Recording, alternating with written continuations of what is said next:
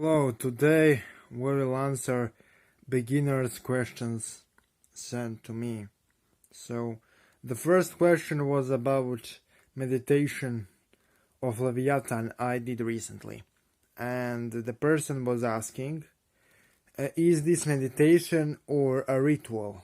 Because he thought if this was just a meditation, then he is not obligated to raise the sacred space. And my answer to this is that regardless of what you are doing, ritual, meditation, divination, any kind of spiritual work, raising sacred space is actually really beneficial and really necessary because it protects you from the negative influences, negative dangerous forces, helps you focusing, and empowers you to do the work better. So no matter what we are doing, raise the sacred space beforehand. It is really important and fundamental. Another question I was asked is question regarding sigils and seals. And I was requested to explain how sigils and seals work as portals. And my answer to this is the following.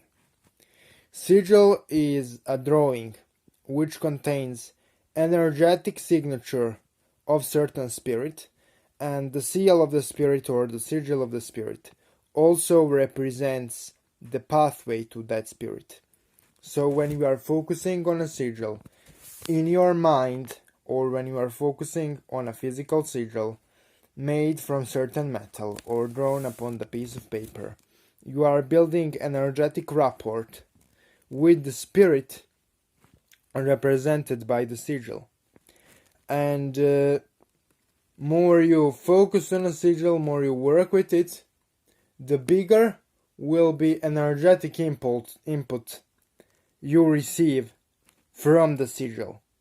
And it's really a science. In my experience, more you work with the sigil, more powerful it is. Because once you open a sigil, energy runs through it for a certain period of time, depending how much you are focused and depending on how much you know how to open a sigil. And opening of sigil is really important and really easy. Just focus on a sigil, stare through the sigil with an intention of opening it. Just stare through it with an intention of opening it, and repeat the magical chant or N associated with the spirit represented on the sigil. By the way, if you don't have a physical sigil drawn upon the piece of paper, closing your eyes and focusing on the sigil in your mind while repeating the chant of the spirit is also really effective. So I was asked other question too. I provide on my YouTube channel a lot of magical chants, and I was asked multiple times by multiple people about translation of my magical chants I channel. To some of my magical chants I have a translation, but to many of them I don't.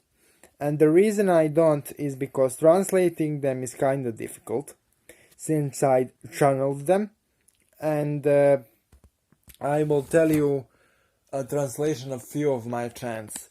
Ha Lilith Ma Hashadim means come Lilith Mother, come the devil. Ha Azazel Ha Seirim means come Azazel, go the demon of the desert. Lilith La Shana Kronia means something like Lilith, the whore of plague, the elder whore, etc., etc. Every chant has translation. But many chants I didn't translate because I don't have a time for it. Channeling it is difficult, but when you are translating it, you need to channel a translation for each word of demonic language. And that's kinda more difficult than channeling chant itself without translating it. So what is important to me is the meaning of the chant, not necessarily meaning, but use of the chant and the effect of the chant.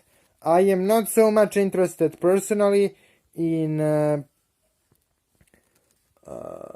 translation of my chants, but you can type to me like chant you find on my channel, and if I am able to provide you the answer, I will.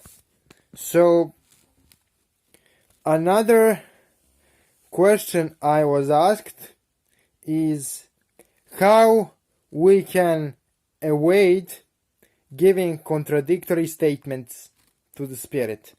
And lots of people actually ask me this, how to give requests to the spirit when the energy arrives, how to give your command to the spirit, etc., etc. The fundamental thing here, when you are giving your request to the spirit, is that you have to have your request written down in front of you. And that way you will evade contradictory statements, confusion, etc., etc. So write your request somewhere before the ritual and then hold it with you, so that during the ritual, when you are overwhelmed by, how I can say, experience of the rite, you can follow the letters with your eyes and read it and give to the spirit your request. That's how you avoid contradictory statements to the spirit. So, fourth question I was asked is about giving offerings. So a lot of people are having this misconception that in order for the spirit to accept the offering, spirit somehow needs to manifest physically, etc., etc. That's not true. Like, when you are giving offering to the spirit, you can give offering by placing it upon your altar dedicated to the spirit. You can give your offering by placing it upon a sigil of that spirit, but then you need to recite the magical chant of that spirit until you presence the energy of the spirit, until you feel the energy of the spirit. Spirits do not have to manifest physically. It's not necessary. So, when you feel the energy of the spirit, then say, Spirit so and so, this offering is for you, for the purpose so and so. You know? And I was also asked, should giving offerings be used in context of evocation and evoking and evoking, and how this actually operates. So, in my personal experience, offerings are preferably given during evocation, during a ritual in which you summon spirit in the outer space outside of you. I do not suggest, especially for beginners, to use offerings in context of invocation. And the reason is really simple. The way offering is used in context of invocation, they are actually two ways. One is to invoke the spirit and then consume the offering yourself, or to actually use offering as a vehicle to empower the manifestation of the spirit within your own body. And the first way of consuming the offerings while spirit is within you can be offensive to the spirit, especially if spirit doesn't know you. And the second way is risky because manifestation of the spirit within you can be too intense and it can overwhelm you. So I suggest for beginners to use offerings only in context of evocation, only in context of summoning. Do not use offerings in context of invocation. So, to be honest, what else I can say is that offerings help spirit to manifest in a stronger way, in a stronger manner. Offerings empower the ritual because energy of the ritual increases with the energy of the offerings. So offerings can empower all kinds of working, but you need to be aware that you are giving the right offering to right spirit for the right thing. And never consume the offering you offer to spirit unless you are allowed to do so by the spirit. So bunch of people like offer something to the spirits and then they eat it themselves. And my response to that is, you can do that, but only if spirit allows. If you do it without permission, it can create you a lot of problems.